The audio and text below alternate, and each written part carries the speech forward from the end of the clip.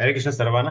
ISKCON Shri Shri Radha Govind मंदिर पुलेचे अध्यक्ष नमनिष्ठादास प्रभू यांनी सुरू केल्या 18 दिवसात भगवद्गीता समजून घ्या या अध्ययन वर्गामध्ये सर्वांचा मनपूर्वक स्वागत आहे. आज आपण 11व्या अध्यायाचा अभ्यास करणार आहोत. अध्यायाचं नाव आहे विश्वरूप दर्शन योग, म्हणजे भगवंताचे विश्वरूप. ओम अज्ञानतिमिरन्धस्य ज्ञानञ्जनशलाकया चक्षुरुमिलितं येन तस्मै श्री गुरुवे नमः. श्री चैतन्य मनोभीष्टं स्थापितं येन भूतले स्वयं रूप कदा मह्यं ददाति स्वपदान्तिकं. वन्देऽहं श्रीगुरु श्रीयुतपदकमलं श्री वैष्णवांश्च श्रीरूपं साग्रजातं सगण रघुनाथं तं सजीवं साद्वैतं सावधूतं परिजनसहितं कृष्ण चैतन्य देवं श्री राधा कृष्ण पादान् सगण ललिता श्री विशाखान्वितांश्च.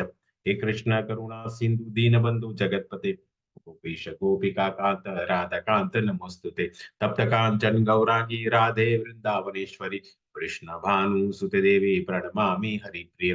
वाञ्छाकल्पतरुभ्यश्च कृपा सिन्धुभ्येव च पतितानां पावनेभ्यो वैष्णवेभ्यो नमो नमः. अनंत कोटि वैष्णव वृंद की जय, श्रीला प्रभुपाद की जय, श्रीमद भगवद गीता की जय, सद्गुरुदेव की जय.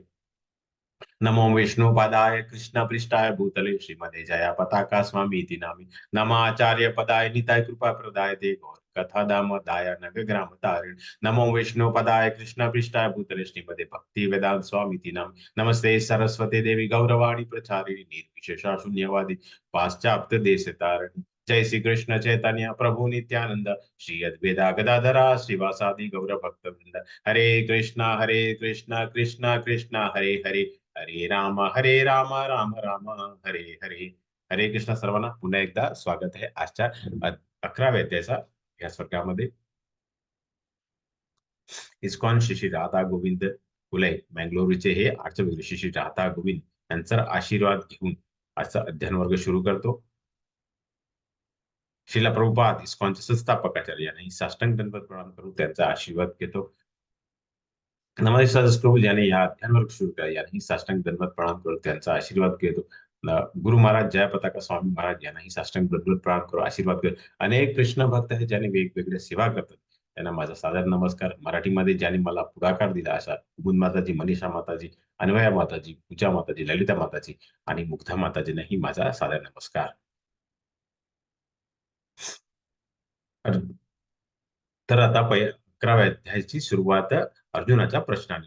तर अर्जुन म्हणाला, हे परमगुह्य आध्यात्मिक विषयाबद्दल तुम्ही कृपावंत होऊन जे उपदेश दिले आहेत ते ऐकून माझा मोह नष्ट झालेला आहे.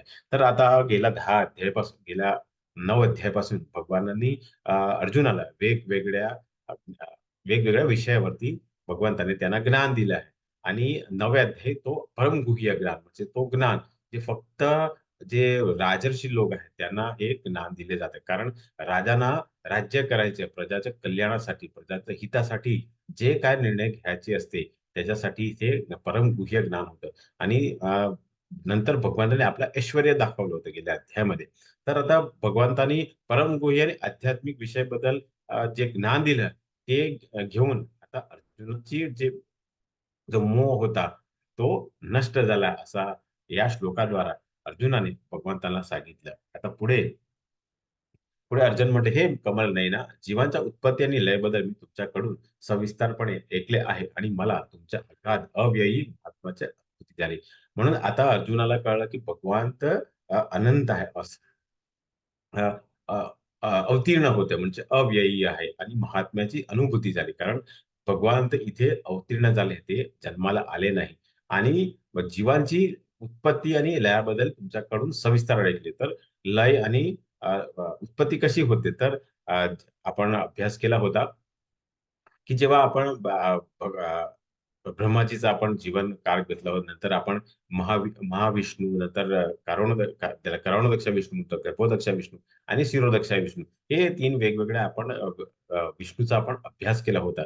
तर लय उत्पत्ती कशी होते त्याच्यावरती भगवंताकडून ऐकून आता त्याला भगवंताची अव्ययी महात्माची अनुभूती झाली. पुढे म्हणतो, हे पुरुषोत्तम, हे परमेश्वर, तुम्ही स्वतः वर्णन केलेलं तुमचं मूळ स्वरूप मी जरी माझ्या समोर पाहत असेल तरी ह्या प्रकृती सृष्टीला तुम्ही कसे प्रविष्ट झाले आहेत ते मी पाहू इच्छितो. म्हणजे आता भगवंत कसे अवतीर्ण झाले आणि प्रत्येक जीवामध्ये ते कसे प्रविष्ट होतं. म्हणजे शिरोरक्षाय विष्णू म्हणून आपल्या हृदयामध्ये आपण जीव परमात्मा म्हणून कसे राहतं ते बघायची आता अर्जुनाची इच्छा आहे, असं त्याने या द्वारा भगवानाला विचारलेलं आहे. पुढे मग हे प्रभू, मी तुमच्या विश्वरूप पाहणं शक्य आहे असे जर तुम्हाला वाटत असेल तर हे योगेश्वर, तुम्ही कृपया ते बदल अमर्यादित विश्वरूप मला दाखवा. तर हे विश्वरूप जे आहे ते कशासाठी आहे? कारण आता आपण भक्ती जगामध्ये राहतात. तर भक्ती जगामध्ये वेगवेगळे साधू, महात्मा आहे, नंतर गुरु आहे. ते स्वतःला भगवान म्हणतात, की मी भगवान आहे, माझी पूजा करा. आणि काही असे संप्रदाय आहे, तुम्हालाही माहित असेल, की तिथे त्यांचे जे गुरु आहे, त्यांची आरती असते, त्यांचे स्तोत्र असतात, त्यांचे मंत्रजाप असतात, त्यांची फोटो असतो, त्याच्यावरती आरती करायची असते आणि काही जे त्यांचे सण असतात, त्यावेळी सत्संग वगैरे ठेवतात आणि स्वतःला ते भगवान म्हणतात. तर भगवान कोण आहे? भगवान तो आहे ज्याला अमर्यादित विश्वरूप आहे. तर हे जे भौतिक जगामध्ये जे ढोंगी आपण बाबा म्हणतात, की साधू म्हणतात, हे तर यांना जर आपण सांगितलं, की तुम्ही मला विश्वरूप दाखवा, तर त्यांच्याकडे हे होणार नाही. त्यांच्याकडे शक्य नाही. म्हणून आपण त्यांना भगवान म्हणू नये. तर भगवंताने विश्वरूप दाखवायचं कारण हाच होता, की जेव्हा आपण ह्या कलियुगामध्ये राहणार, तेव्हा जे अनेक जे साधू बाबा आहेत, जे योगी आहेत, ते विश्वरूप दाखवू शकणार नाही. परंतु भगवान श्रीकृष्ण एकच आहे, ज्याने 3 वेळा विश्वरूप दाखवलं. तर पहिला ज्यावेळी ते लहान होते, तेव्हा त्यांनी माती खाल्ली होती आणि ज्यावेळी त्यांच्या आईने त्यांना विचारलं, की "तू काय खाल्लंय?" तेव्हा ज्यांनी त्यांचं आपलं तोंड उघडलं होतं, तेव्हा त्याने त्यांच्या आईला विश्वरूप दाखवलं होतं. नंतर महाभारतचं जेव्हा युद्ध ची सुरुवात होती व्हायची होती आणि त्यावेळी ते शांतीदूत म्हणून जेव्हा दुर्योधनकडे गेले होते आणि त्याने शांतीदूतचा हा जो प्रस्ताव फेटाळला होता आणि भगवान श्री कृष्णाला त्याने बांधायचा प्रयत्न केला होता. त्यावेळी भगवंताने विश्वरूप दाखवलं होतं आणि अ, आता अर्जुन भगवंतांना विनंती करतो, की आता जर त्यांची इच्छा तर तुम्हाला असे वाटेल म्हणजे जर अर्जुन विनंती करतो, की त्याची जर पात्रता असेल, तुमचा जे अमर्यादित रूप आहे, त्या बघायची, तर तुम्ही मला दाखवा. असं अर्जुनाने भगवान श्रीकृष्णाला विनंती केली आहे, असं या श्लोकाद्वारे आपण समजून घेऊया. तर आता अर्जुनाने प्रश्न केलेत आता त्याच्यावरती भगवान श्रीकृष्ण उत्तर दिले. श्री भगवान मला, "हे अर्जुना, माता माझे ऐश्वर्य पहा. अलौकिक आणि नाना वर्णांनी अशी माझी सहस्त्रवदी रूप आहे." सहस्त्र म्हणजे 1000च्या वरती भगवंताचे रूप आहे, जे अलौकिक आहे आणि ऐश्वर्य आहे. पुढे भगवान म्हणतात, "अर्जुना, तू जे काही पाहत इच्छितो ते आता माझ्या हे देहामध्ये पाहू. तू आता जे काही पाहायचे आणि भविष्यात तुला जे काही पाहायची इच्छा असेल, ते सर्व विश्वरूप प्रकट करू शकतो. चराचर या एकाच ठिकाणी चर आणि चराचर या एकाच ठिकाणी स्थित आहे. परंतु तू माझ्या वर्तमान नेत्राने पाहू शकत नाही. म्हणून मी तुला दिव्य नेत्र प्रदान करतो. माझे योग्य ऐश्वर्य पहा." तर आता प्रत्येक काही आता बघ अर्जुनाला जे काही पाहायची इच्छा आहे, आता आणि भविष्यामध्ये म्हणून मी तुम्हाला सांगितलं, की आपण भौतिक जगामध्ये राहतात आणि भविष्यामध्ये जर आपल्याला काही पाहायची इच्छा असेल, तर ते अ, अ, भगवंत अर्जुनाला दाखवतो. कारण त्यांनाही माहीत आहे, की जेव्हा आपण कलियुगामध्ये असणार, तेव्हा वेगवेगळे लोक, असे ढोंगी लोक जे म्हणतात, ज्याला आपण अ, जे आपल्याला शेंडी लावतात, असे जे गुरु असतात, तेही त्यांच्यासाठी ह्या विश्वरूप भगवंत आता प्रकट करणार आहे. पुढे भगवान म्हणतात, की परंतु तू तुझ्या वर्तमान नेत्राने मला पाहू शकणार नाही. तर भगवंताने अर्जुनाला दिल्या आणि आणखीन आपण जेव्हा पहिल्या दिवशी आपण अभ्यास केला होता, तेव्हा आणखीन एक व्यक्ती आहे, ज्याला असं दिव्य नेत्र दिलं होतं. ते संजय होतं. तर असं जेव्हा आपल्याला काही विशिष्ट वस्तू बघायची, विशिष्ट आपलं व्यक्तिमत्व बघायचे, विशिष्ट रूप बघायचे असेल, काहीतरी विशिष्ट कार्य बघायचं असेल, तेव्हा आपल्याला एक दिव्य नेत्र आपण आपले जे साधे आपले जे डोळे असतील, तर आपण हे बघू शकत नाही. आता आपण भौतिक जगामध्ये राहताना तुम्हाला माहीत आहे, की असे काही चित्रपट आहेत, जे 3D आहे. त्याच्यासाठी आपल्याला विशिष्ट एक चष्मा लागतं. तसंच आता भगवंताचं जो दिव्य स्वरूप आहे, जे विश्वरूप दाखवणार आहे, ते अर्जुन त्याच्या स्वतःचा जो नेत्र आहे, वर्तमान नेत्र आहे, त्याच्यात तो पाहू शकणार नाही आणि त्याच्यासाठी त्याला दिव्य नेत्र पाहिजे. असं दिव्य नेत्र आता भगवंत त्याला देणार आणि नंतर तो भगवंताचा विश्वरूप बघू शकणार. असं या 3 श्लोकाद्वारे आपण या भगवंताचा उत्तर समजून घेऊया आणि ते विश्वरूप काय आहे, त्याचं वर्णन कसं दिलं आहे, ते आता आपण अभ्यास करूया.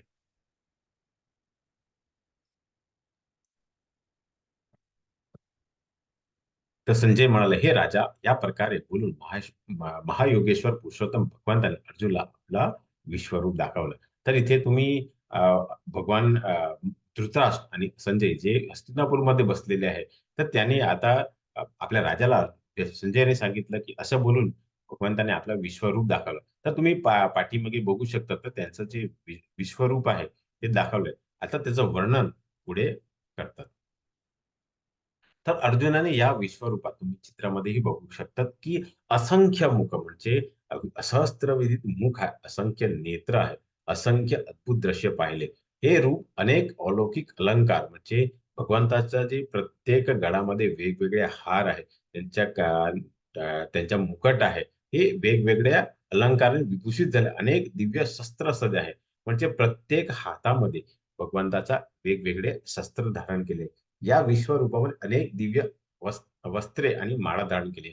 माळा ही प्रत्येकाच्या गळामध्ये वेगळी आहे, वस्त्रही वेगळे आहे आणि अनेक दिव्य सुगंधद्रव्याचा शरीर लेप लावलेला आहे. तर आपल्या भौतिक जगामध्ये आपल्याकडे फारसे आपल्याकडे हे लेप नसतात. परंतु भगवंताचे जितके सहस्त्र जे रूप आहे, ते प्रत्येक रूपासाठी वेगवेगळ्या द्रव्यांनी लेप लावले आणि त्यामुळे भगवंताच्या शरीरामध्ये दिव्य सुगंधात येते. विश्वनाथ बाबाजी सर्व अद्भुत, तेजस्वी, अनंत आणि सर्वव्यापी होते. सर्वोच्च अद्भुत म्हणजे आपण याची कल्पना पण करू शकतो. आपण भौतिक जगामध्ये आहे, याची आपण कल्पना. तेजस्वी म्हणजे तेज इतका होता, की आपले डोळे बंद होऊ शकतात. अनंत कारण भगवंताचं ऐश्वर्य अनंत आहे, ते आपण मोजू शकत नाही. आणि सर्वव्यापी म्हणजे कसं आता सूर्य उदय तेव्हा होतो, तेव्हा पूर्ण जगामध्ये कसं तो प्रकाशमय करून टाकतो, तसं ते भगवान सूर्यासारखा, पण सूर्यासारखा नाही, त्याच्यासारखा पण मोठा असा पुढच्या श्लोकामध्ये सांगतात, की आकाशामध्ये एकाच वेळी जर हजारो सूर्याचा उदय झाला, तर कदाचित त्याचं जे तेज भगवंताच्या विश्वापातले तेजाच्या बरोबर करू शकत नाही.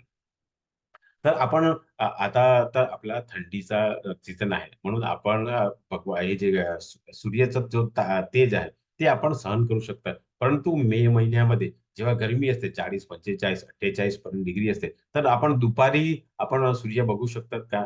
का आपण बघू शकत नाही. कारण त्यात तेज असतो. तर आता भगवंताने जेव्हा आपलं विश्वरूप दाखवलंय, तेव्हा एकाच वेळी 1000 सूर्याचा उदय झाला, तरी कदाचित त्याचं तेज भगवंताच्या विश्वरूपातलं तेज बरोबर करू शकत नाही. आपण जर एक सूर्याचं आपण जर तेज सहन करू शकत नाही, तर आता भगवंताने सहस्त्र असे त्यांचे रूप दाखवले. ते आता कसे आपण अर्जुन बघू शकणार? ह्याच्यावरती ह्या 2 श्लोकावरती सविस्तर वर्णन केलेलं आहे. पुढे आणखीन भगवंताच्या रूपाचा वर्णन आपण अभ्यास करूया. त्याच वेळी अर्जुनाने भगवंताचा विश्वरूपामध्ये एकाच ठिकाणी स्थित असलेल्या परंतु अनंत ग्रहामध्ये विभागले ब्रह्मांडची विस्तृत रूप बघले. म्हणजे भगवंत अनंत विश्वरूपामध्ये अनंत अनंत ग्रहामध्ये विभागलेले ब्रह्मांड. कारण आपण फक्त एकच ब्रह्मांड आहे. आपण गोलका चार्ट मध्ये बघितलं की आपला जो ब्रह्मांड आहे त्याच्यात फक्त 14 लोक आहे. परंतु भगवंताकडे अनंत ब्रह्मांड आहे वेगवेगळ्या ग्रहामध्ये. आणि हे विस्तृत रूप त्याने पाहिले. ते तुम्ही चित्रामध्ये बघू शकता. यांचे वेगवेगळे स्वरूप आहे. पुढे म्हणतात की त्यानंतर भ्रमित आणि आश्चर्यचकित होऊन अंगावर रोमांच उभरले अर्जुन प्रणाम करण्यास नतमस्तक झाला आणि हात जोडून त्याने भगवंताचा प्रार्थना करण्यास प्रारंभ केला. जसं आपण जे आपण जर एक साधं उदाहरण घेतलं, तर जे खेड्या गावामध्ये राहतात, तर त्यांच्या गावामध्ये जास्तीत जास्त करून आपण 3 काही 4 माळ्याचं घर असू शकतं, की बिल्डिंग असू शकतं. तो जर मुंबई, दिल्ली आहे, नंतर असा मोठ्या शहरामध्ये गेलं, तर तर तिकडे 25 काही 50 माळाची त्याला बिल्डिंग बघू शकतात. परंतु तो जर दुबई बुर्ज खलिफा बघितलं, की अमेरिकामध्ये गेला, तर तो कसा किती मोठा ज्याचे 100-150 माळाचे जे आहे, तर त्याला कसं आश्चर्य होतं. तर तोही नतमस्तक होऊ शकतात, की बाबा इथं एवढं मोठं बिल्डिंग तर मी कधी माझ्या गावामध्ये बघितलं नाही. तर असं जेव्हा अर्जुनाने भगवंताचं जे हे ऐश्वर्य बघितलं, त्याच्या अंगावरती रोमांच उभारला आणि त्याने अ, अ, प्रणाम करण्यासाठी नतमस्तक झाला आणि हात जोडून त्याने भगवंताची प्रार्थना करण्यास प्रारंभ केला. तसं आपणही म्हणतो, "अरे बापरे! किती मोठं हे बिल्डिंग आहे, किती मोठं घर आहे." जेव्हा आपण असं कोणाचं ऐश्वर्य बघतोय, कोणाचं घर बघतोय, स्वतः बिल्डिंग बघतोय, तेव्हा कसं आपल्याला आपल्याला आश्चर्य होतं. आपल्या अंगावरती कसं रोमांच होतं. तसंच रोमांच आता अर्जुनाच्या अंगावर आलेला आहे आणि तो आता भगवंताचं ऐश्वर्य बघून आता तो नतमस्तक होऊन भगवंताला प्रार्थना करायचा प्रारंभ केला, असं या श्लोकामध्ये सांगितलेलं आहे. पुढे अर्जुन म्हणाला, "हे भगवान, हे कृष्ण, मी तुमच्या शरीरात एकत्रित झालेल्या सर्व देवता आणि इतर विविध जीवांना पाहतो. कमलास कमला कमलासनावर बसलेल्या ब्रह्मदेवानी तसेच भगवान शंकर, सर्व ऋषी आणि अलौकिक सर्प मी तुमच्या देहामध्ये पाहतो." तर मी तुम्हाला जसं आता थोड्या वेळापूर्वी सांगितलं, की आपला जो ब्रह्मांड आहे, त्यात सर्वात वरती ब्रह्मलोक आहे. म्हणजे जो गर्भोदक विष्णूच्या नाभीहून आलेला ब्रह्मा आहे आणि तो सर्व वरच्या लोकामध्ये आहे.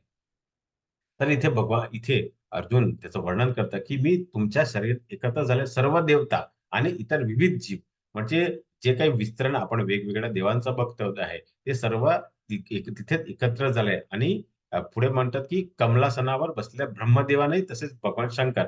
तर ब्रह्मा, शंकर आणि विष्णू हे भगवंताने त्यांचा विस्तार केला आहे. कारण मी तुम्हाला काही वेळा सांगितलं, की जेव्हा आपण भौतिक जगामध्ये राहतात, तेव्हा आपण मी शाळेचं उदाहरण दिलं होतं, की जेव्हा शाळेचं चालायचं असतं, तेव्हा आपल्याला वेगवेगळ्या विषयासाठी आपल्याला टीचर पाहिजे असतात. तसंच भौतिक जगत आहे, त्याला आपण भौतिक जगामध्ये राहतो, तेव्हा आपण सकाम कर्म करून आपल्याला वेगवेगळी इच्छा असते. हे वेगवेगळी इच्छा पूर्ण करायला आपल्याला वेगवेगळ्या देवी-देवताची गरज लागणार. म्हणून भगवंताने आपल्याला 8व्या अध्यायामध्ये सांगितलं होतं, की वेगवेगळ्या देवी-देवताचं माया माया मीच केलेली आहे आणि जे भौतिक जगामध्ये सकाम कर्म करून ते लगेच आपल्याला फळ देतं. परंतु हे फळ देणार कोण आहे? मी स्वतः आहे. तर इथे भगवान हे या श्लोकाद्वारे आपल्याला सांगतात, की अ, ब्रह्मदेवा, शंकर, सर्व ऋषी, अलौकिक सर्पान तुमच्या देहामध्ये पाहतो. म्हणजे वेगवेगळे जे सर्प आहे, ऋषी आहे, अ, भगवान महादेव आहे. हे सर्व आता त्याने भगवान जसं शरीरामध्ये म्हणतात. बघितलं. तर पुढे अर्जुन म्हणतो, "हे विश्वेश्वर, हे विश्वरूप, तुमच्या देहामध्ये मी अमर्यादित आणि सर्वत्र पसरलेले असंख्य भुजा म्हणजे अनेक हात आहे. उदर म्हणजे पोट आहे, मुख आणि नेत्रा पाहतो आणि आहे. तुमच्यामध्ये मला आदी, मध्य आणि अंत काही दिसत नाही. कारण मी तुम्हाला काही वेळा सांगितलं, की भगवान तर अनंत आहे, ते शाश्वत आहे. त्यांचा कधी आदी, मध्य आणि अंत नाही. कारण भगवान तर अवतीर्ण झालेले आहेत. भगवान जन्माला येत नाही. जेव्हा कुठलाही व्यक्ती, कुठलाही वस्तू, प्राणीही जेव्हा जन्माला येतो, त्याचा एक आदी असते, त्याचं मध्य असतं आणि शेवटचा त्याचा अंत असतो. परंतु भगवान श्रीकृष्ण अवतीर्ण झाल्यामुळे ते आदी, मध्य आणि अंत त्याच्यात काही दिसत नाही, असं या श्लोकामध्ये सांगितलं. पुढे अर्जुन म्हणतो, की तुमचे रूप अत्यंत पुंज असल्याने ते पाहणं कठीण आहे. हे तेज प्रज्वलित अग्नी किंवा सूर्याच्या अपरिमित तेजाप्रमाणे सर्वत्र व्यापलेलं आहे. तरी अनेक मुकुट, गदा आणि चक्राने सुशोभित झालं हे कांतिमान मी सर्वत्र पाहतो. तर आता पुढे वर्णन करतात, की कसं अग्नीमध्ये प्रज्वलित झालंय किंवा सूर्याच्या अपरिमित तेजाप्रमाणे सर्वत्र व्यापलेलं आहे. जसं म्हणजे त्याने इतकं प्रकाश या ब्रह्मांडामध्ये व्यापलेलं आहे. अनेक मुकुट आहे भगवंताच्या प्रत्येक डोक्यावरती वेगवेगळ्या मुकुट आहे आणि चित्रामध्ये तुम्ही बघू शकतात. गदा आहे. कारण भगवान तर चतुर्भुजामध्ये असतात. जेव्हा चतुर्भुजामध्ये असतात त्यांच्या एका हातामध्ये एक शंख, चक्र, गदा, पद्म हे त्यांचे चतुर्भुज आहे. त्याचे हे वेगवेगळे अस्त्र आहेत आणि अ, सुशोभित झालेले हे कांतिमान मी सर्वत्र पाहतो. म्हणजे पूर्ण त्याचे जितकेपर्यंत त्याचे डोळे पाहू शकतात, हे सर्वाकडे त्याने हे भगवंताचं रूप बघितलं आहे. आणि प्रत्येक तुम्ही चित्रामध्ये बघू शकता, की प्रत्येक रूपामध्ये हे वेगवेगळे भगवंताने ऐश्वर्य दाखवलेलं आहे. असं या 3 श्लोकाद्वारे अर्जुनाने भगवान श्रीकृष्णाचा विश्वरूपाचा वर्णन केलेलं आहे. पुढे अर्जुन म्हणतो, तुम्ही परम अक्षर गुणे आहे. हा संपूर्ण विश्वाचा परम आश्रयस्थान तुम्ही आहे. तुम्ही अव्ययी आणि पुरातन आहे. तुमच्या शाश्वत धामाचे पालक पुरुषोत्तम भगवान आहे, हे माझं मत आहे. आता अर्जुनाला ज्यावेळी त्याने विश्वरूप बघितलं, तर त्याला कळलं, की त्यांचं शाश्वत धाम कुठलं आहे? तर गोलोकावृंद आहे. तुम्ही परम अक्षर, अक्षर म्हणजे ज्याचा कधी क्षय होत क्षय होत नाही, म्हणजे ज्याचा अंत होत नाही, ते भगवंत आहे. हे संपूर्ण विश्वाचे परम आश्रयस्थान तुम्ही. आश्रयस्थान म्हणजे जेव्हा आपण कसं, जेव्हा कुठेतरी आपण बाहेर निघतो, कामावरती जातो, तेव्हा शेवटची आपण कुठे येतो? आपल्या घरी येतो. तर अ, आपण आपण जर हे आपलं भौतिक जगामध्ये जाऊन आपल्याला जे जन्ममृत्यू जरा व्याधी चक्र जे आहे त्याचं जर ओलांडायचं आहे, तर आपल्याला शाश्वत धाम कुठलं आहे? कारण भगवान आपले पिता आहेत. तर आपण कुठे जातात? आपल्याला भगवंताच्या घरी जायचं आहे, गोलकावरून जायचं आहे. म्हणून इथे म्हणतात, की संपूर्ण विश्वाचे परम आश्रयस्थान तुम्ही आहे, म्हणजे गोलकावृंद आहे. तुम्ही अव्ययी आणि पुरातन आहे. म्हणजे जसा कधी जन्म झालेला नाही, ते शाश्वत आहे आणि सर्व शाश्वत धर्माचे पालक कृष्ण भगवान आहे, हे माझं मत आहे. हे आता अर्जुनाने भगवंताला सांगितलं आहे आणि तुम्ही वेगवेगळ्या चित्रामध्ये बघू शकता. हे वेगवेगळ्या देवी देवताची त्यांचं मिश्रणच आहे. पुढे म्हणतात, की तुम्ही आदी, मध्य आणि अंतरहित आहे. तुमचा महिमा अगाध आहे. तुम्हाला असंख्य बाहू आहेत. चंद्र आणि सूर्य तुमचे नेत्र आहेत. तर आता आपण हे 2 देव आहेत, जे सूर्य आणि चंद्र हे 2 देव आहेत, जे आपण बघू शकतात. हे भगवंताचं विस्तार आणि ते काय आहे? ते भगवंताचे डोळे आहेत. तुमच्या मुखातून बाहेर पडला अग्नी संपूर्ण विश्वाला तुमच्या तेजाने तप्त करीत असल्याने मी पाहतो. म्हणजे भगवंताच्या ज्या तोंडावरून आता जे अग्नी बाहेर आलेली आहे, ती तेजाने तप्त झालेली आहे. पुढे म्हणतात, की तुमच्या एकट्याने संपूर्ण आकाश गिरलोकांनी आणि त्यांच्यामधले सर्व दिशा व्याप्त केल्या आहेत. हे महात्मा, तुमचे हे उग्र आणि अतिशय अद्भुत रूप पाहून सर्व लोक अतिशय व्यथित झाले आहे. जसं आपण कसं एका मोठ्या बिल्डिंग जेव्हा आपण बघतो, जेव्हा पहिल्यांदा कोणी जर असं बिल्डिंग जर उभारलेलं असतं, तर तेव्हा सर्वांना कसं आश्चर्य होऊन जातं. तसंच इथे जेव्हा भगवंताने आपलं विश्वरूप दाखवलं, कारण वेगवेगळ्या देवी-देवतांनाही ही सोय दिलेली आहे भगवंताने. भगवंताने फक्त आपले जे शाश्वत पार्षद आहेत, त्यांनाच हे विश्वरूप दाखवलेलं आहे. आणि म्हणून जेव्हा अनेक ग्रहामध्ये जे वेगवेगळ्या देवी-देवता आहेत, त्यांना त्यांनी जेव्हा हे विश्वरूप पाहिलं, तेव्हा ते व्यथित झाले, असं इथे वर्णन केलेलं आहे. पुढे अर्जुन म्हणतात, "सर्व देवतागण तुम्हाला शरणा येऊन तुमच्यामध्ये प्रवेश करीत आहे. त्यापैकी काही अत्यंत भयभीत झाल्यामुळे झाल्यामुळे हात जोडून तुमच्या प्रार्थना करीत आहे. महर्षीगण आणि सिद्धगण अ, स्वस्ती असेच म्हणून वैदिक स्तोत्राने गायन करून तुमची स्तुती करत आहे." तर आता सर्व देवतागण म्हणजे हे इथे चित्रामध्ये दिलेले आहे. हे प्रत्येक देवता हे तुमच्यामध्ये मध्ये प्रवेश करताय. म्हणजे भगवंताचं जे विश्रांती मध्ये त्यांच्यामध्ये प्रवेश करतात. त्या काही भयभीत म्हणजे आपणही जेव्हा घाबरून जातो, तेव्हा आपण काय करतात, आपण नतमस्तक होऊन भगवानाची प्रार्थना करतात. महर्षीगण, सिद्धगण असे जे वैदिक स्तोत्रांचं गायन करून हे तुमची स्तुती करतात. म्हणजे भगवानचा महिमा करतात, असं या श्लोकामध्ये वर्णन केले.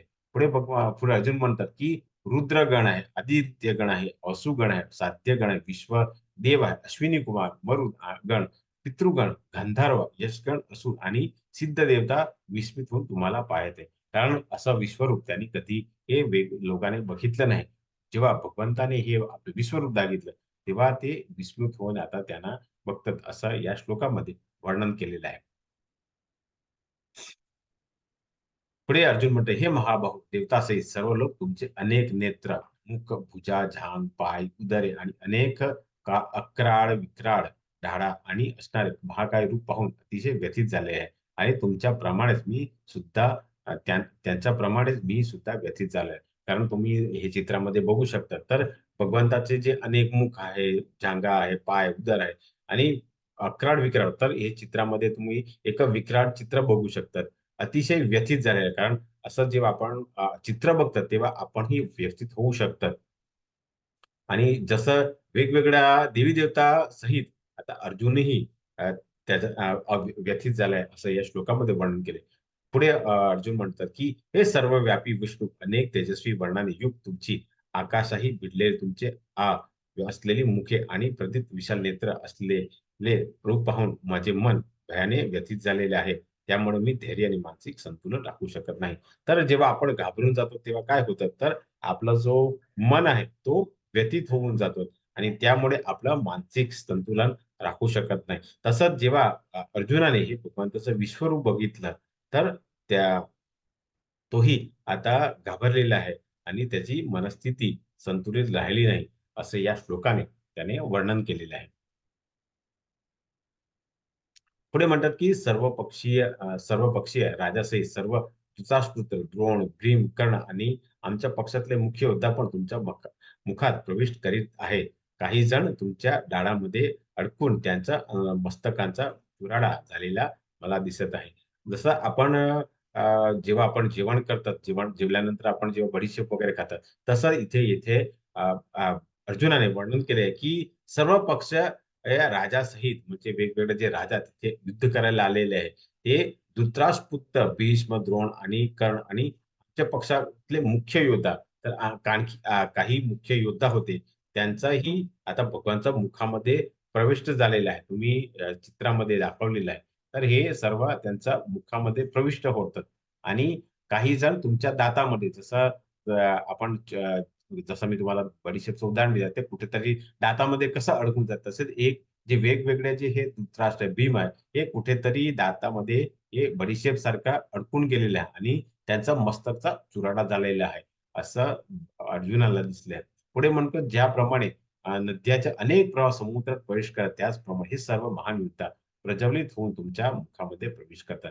तर जसं आपण जेव्हा पाऊस येतो, तेव्हा छोट्या-छोट्या नद्या असतात, छोटे-छोटे तलाव असतात. ते काय होतं तर ते भरून जातात. तर ते बाहेर पडून कुठेतरी जातात ते समुद्रामध्ये ते प्रवेश करतात. तसं हे जे वेगवेगळ्या जे लोक आहेत, ते आता भगवंताच्या मुखामध्ये प्रवेश करतात. असं या 2 श्लोकांमध्ये अर्जुनाने भगवंता विश्वरूपाचं वर्णन केलेलं आहे. श्री भगवान म्हणाले, ज्याच्या जगताचा विनाश करणारा काळ मी आहे आणि सर्व लोकांचा संहार करण्यासाठी मी या ठिकाणी आलो आहे. माझी व्यतिरिक्त दोन्ही सेनातल्या युद्धात विनाश होणार नाही.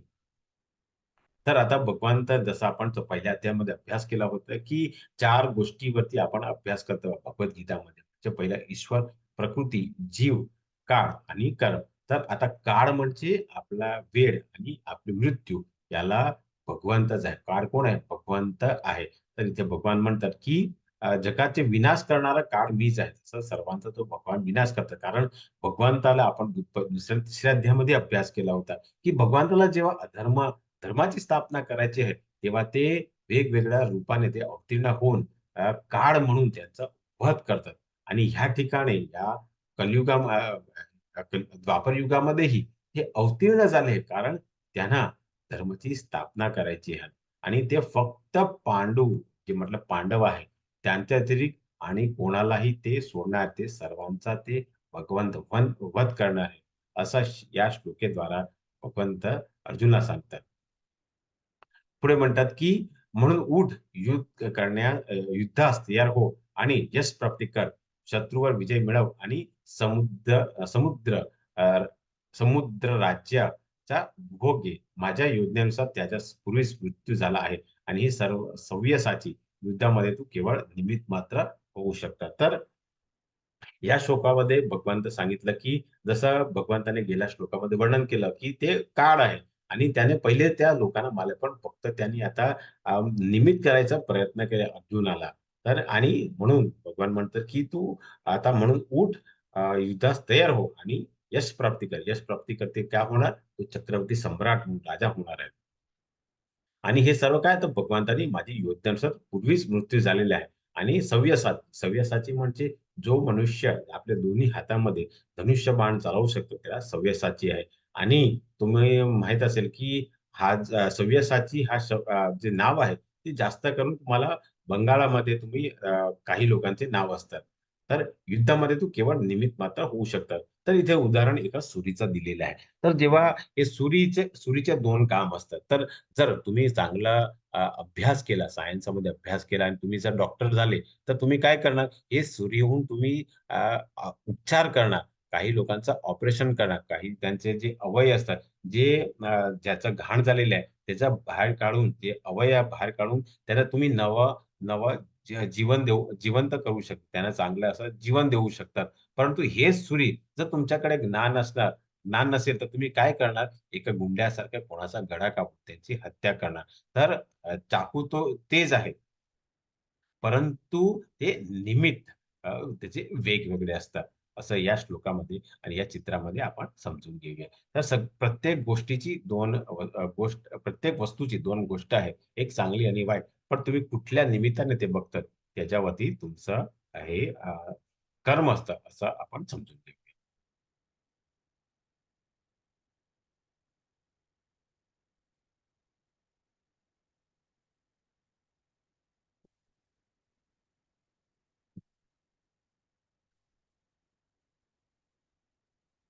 द्रोण, भीष्म, कर्ण आणि इतर महान योद्धांना मी पूर्वज मारलेले आहे. म्हणून तू त्यांचा वध कर आणि व्यथित होऊ नकोस. केवळ युद्ध कर.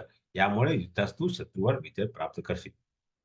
जसं आपण गेल्या 2 श्लोकापासून आपण अभ्यास करतो, की भगवंताने हे ज्याच्यावरती अर्जुनाला करुणा आली होती, दया आली होती, त्याला पाप प्रतिक्रिया आली होती, त्याला कुटुंब परंपरा हे सर्व त्यांना जेव्हा त्याची स्मृतीभ्रम झाली होती, ते आता भगवान म्हणतात, की हे सर्व महान व्यक्ताला मी पूर्वीच मारलेले आहे.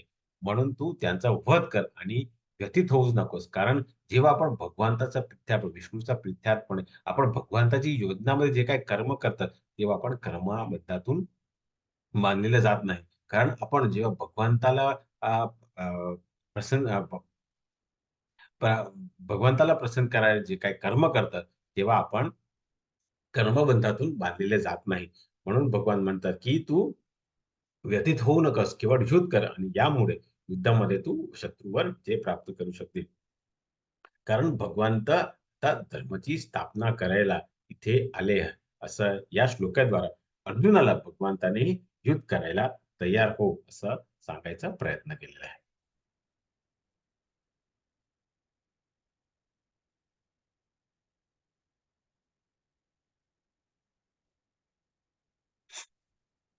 आता संजय म्हणाला धृतराष्ट्रामुळे, हे राजन, भगवंताकडून हे वचन ऐकून थरथर कापणारा अर्जुन हात सोडून पुन्हा पुन्हा नमस्काराला अत्यंत भयभीत झाला.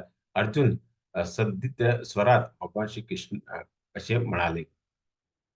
भगवान श्रीकृष्णाला असं म्हणाले. तर जे वर्णन आपण आतापर्यंत जे वेगवेगळं आपण वर्णन ऐकलं आहे, अर्जुनाने भगवान श्रीकृष्णाचं वर्णन दिलेले आहे.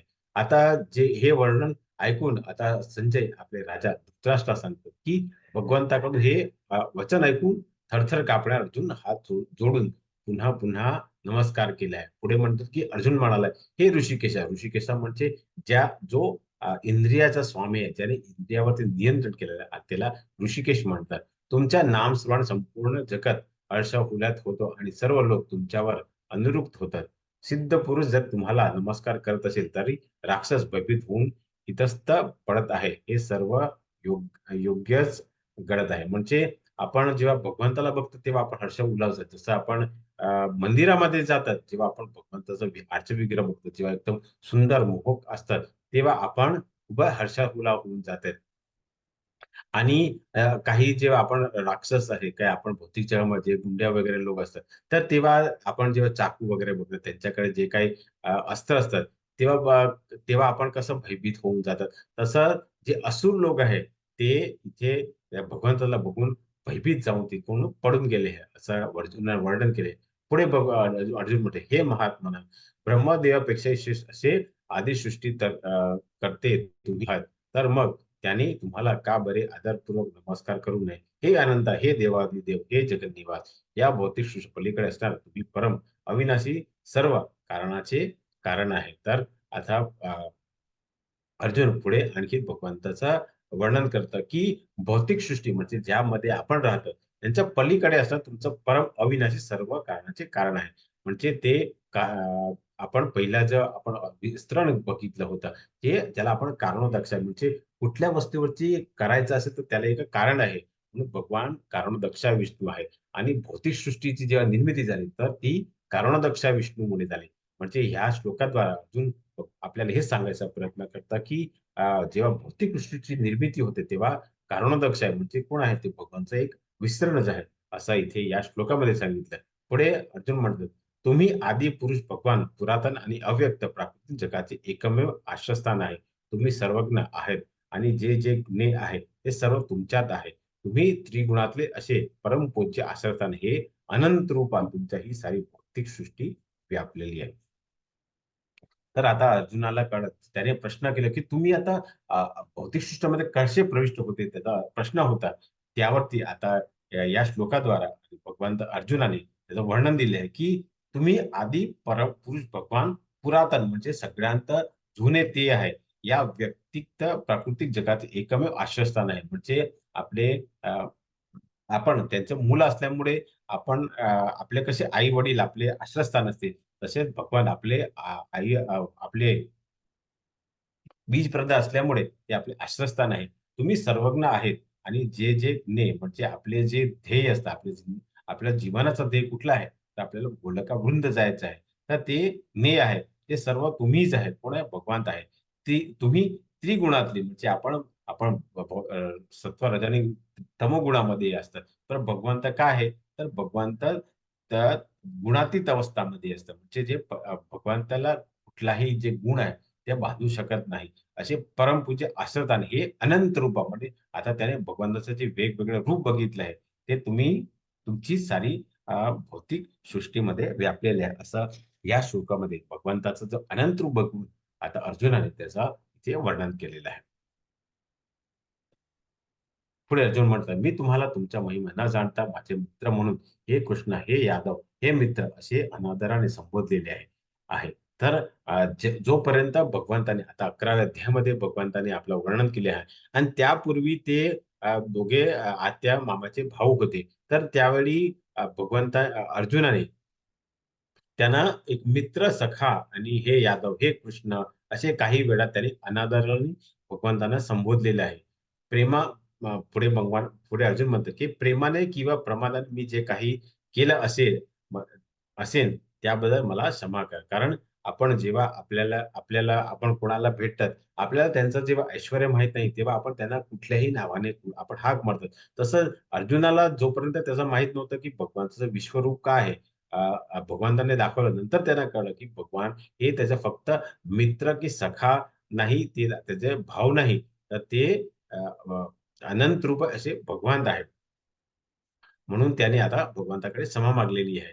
विश्रांतीची वेळ म्हणजे जेव्हा भगवान कुठेतरी झोपत होते, चेष्टा करताना म्हणजे जे काही ते घडत होते, तेव्हा एकाच शय्यावर शयन करताना म्हणजे जसं आपण आपल्या मामाकडे किंवा कुठल्या आपल्या काकाकडे जातात, तेव्हा आपले जे काकाचे भाऊ असतात की मामाचे भाऊ असतात, तर त्यांच्याबरोबरच आपण त्यांचं जे शयन करतात तिकडे आपण झोपून जातात. तर इथे अर्जुनानेही आपला मित्र की आपला भाव म्हणून त्यांनी त्यांच्या एकच शय्यावर त्यांनी शयन करताना किंवा एकत्र भोजन करताना अथवा बसताना आणि कधी-कधी एकांतवासात तर कधी अनेक मित्रासमोर तुमचे अपमान केले, तर आपणही आपल्या भावाची असते आपल्याला खूपच चांगलं आपले जे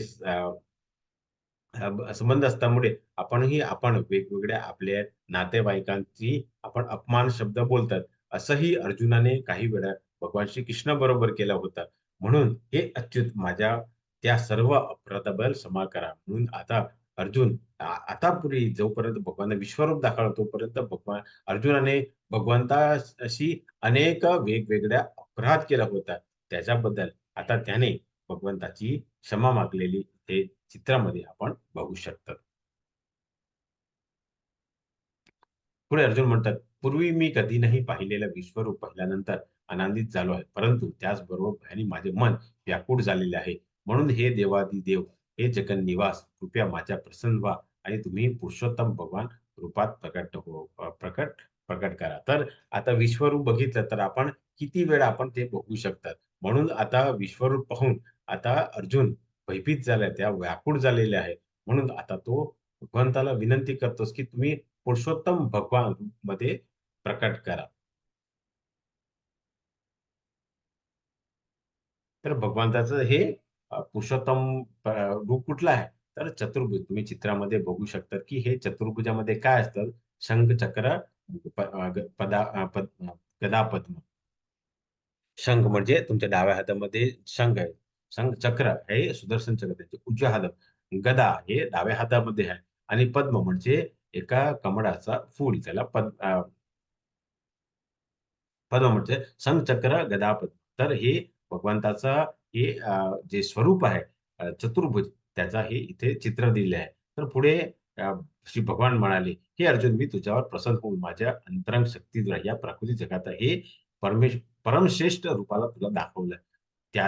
त्याच पूर्वी कोणाही अनंत, तेजोमय आणि आद्य रूपा पाहिलेल्या नाही."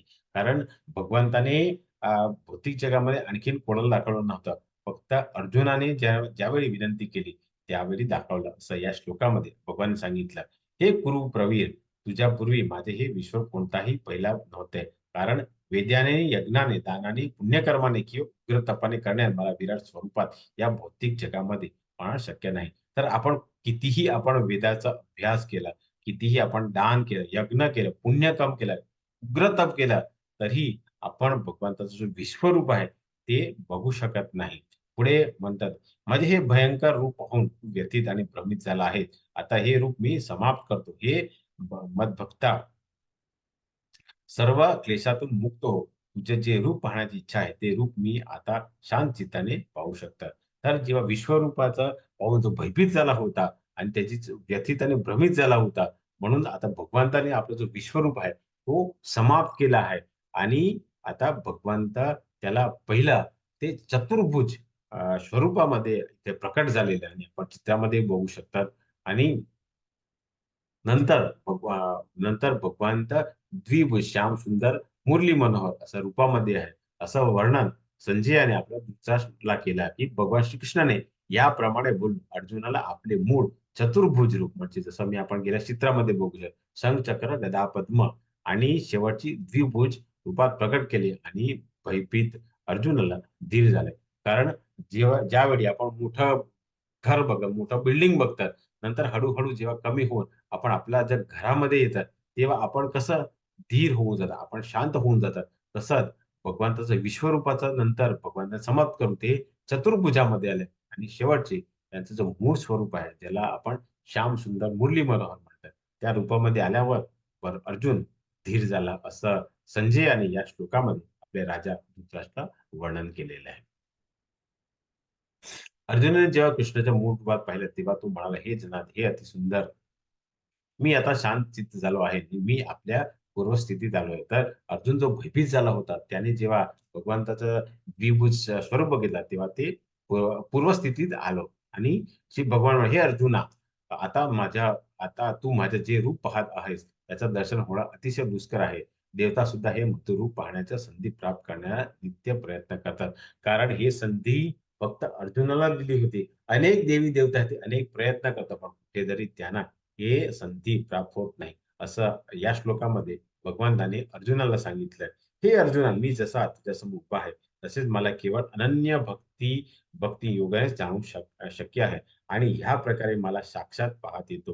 केवळ याच मार्गाने तू माझ्या रहस्यमय तत्वाला प्रवेश करू शकतो." तर इथे भगवंतच खूपच स्पष्ट सांगतात, की केवळ मला केवळ अनन्य भक्ती म्हणजे तुम्ही फक्त भगवान श्री कृष्ण या एकट्याच देवाची जर तुम्ही भक्ती केली, तर हे शक्य आहे आणि ह्या प्रकारे मला साक्षात पाहत येतं. म्हणजे जेव्हा आपण भगवान कृष्णाशिवाय आणखी कुठल्याही देवी-देवताची, कुठल्याही इतर देवी-देवताची आपण जेव्हा पूजा करत नाही, तेव्हाच हे आपण साक्षात पाहू शकतात आणि केवळ ह्याच मार्गाने तू माझ्या रहस्यमय तत्वाचा प्रवेश करू शकतात. असं या श्लोकेद्वारे भगवंताने अर्जुनाला आणि आपल्यालाही सांगायचा प्रयत्न केलेला आहे.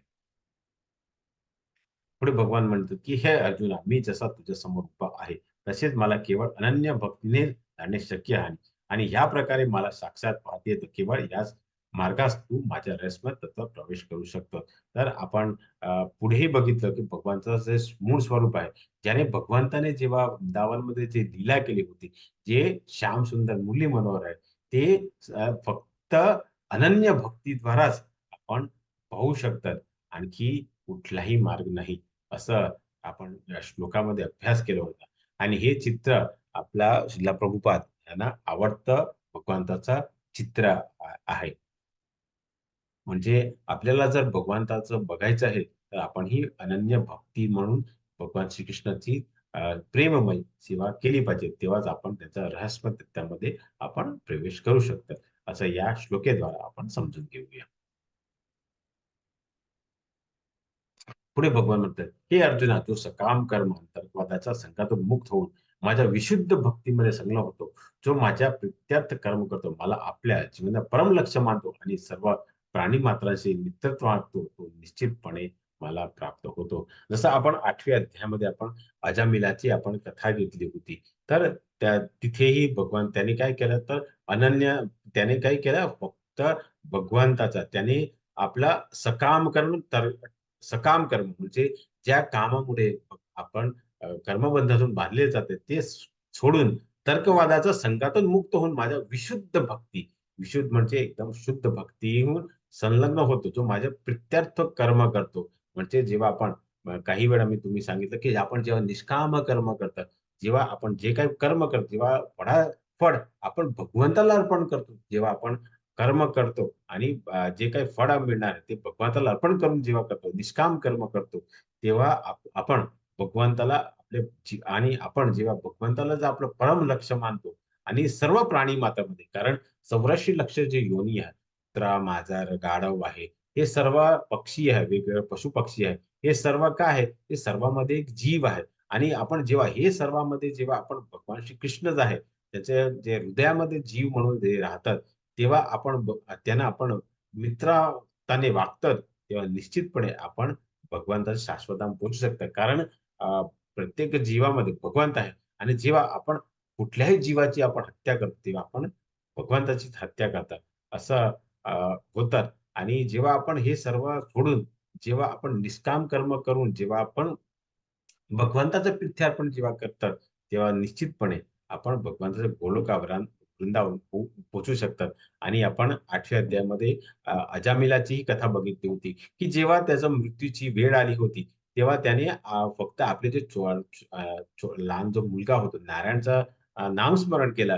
म्हणून त्याला आत्मा त्याच्या शरीरामध्ये परत आणली आणि नंतर तो हरिद्वार निघून गेला आणि तिकडे त्याने फक्त अनन्य भक्तीद्वारा ही विशुद्ध भक्ती करून अ, अ, भगवंत तो भगवंताचा शाश्वत धाम पोहोचला. आपण असं चित्र त्या अध्यायामध्ये बघितलं होतं आणि तोच इथेही भगवंताने आपल्याला सांगायचा प्रयत्न केला. तर म्हणून भगवान म्हणतात, की तू आपण सकाम कर्म सोडून निष्काम कर्म केले पाहिजे आणि फक्त अनन्य भक्ती भगवंताची केली पाहिजे. तेव्हाच आपण भगवंताच्या शाश्वत धामाकडे पोहोचू शकतात. असं या श्लोकाद्वारे आपल्याला भगवंतांनी अर्जुनाच्या माध्यमाने सांगण्याचा प्रयत्न केलेला आहे. इथेच आपला हा 11वा अध्याय पूर्ण होतो.